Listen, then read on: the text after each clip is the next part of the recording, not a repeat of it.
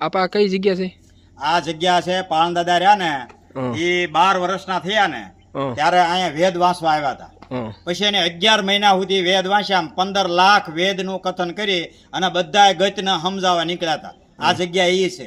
હાવ સુમસામ જગ્યા હતી ને એ જગ્યાએ આવી અને આ જગ્યાએ વેદ વાંચન કર્યું. એને આ જગ્યાએ વેદ વાંચી અને બધી જેટલી મેઘવાળ સમાજ જેટલા રહ્યા ને એ બધા એને સમજાવવા માટે અહીંથી વેદ વાંચવાનું શરૂ કર્યું અને સમજાવવાનું અહીંથી શરૂ કર્યું. આપણે આ જગ્યાના દર્શન કરવી. આપણે જાનમેર વાળા રમેશ આપા હતા.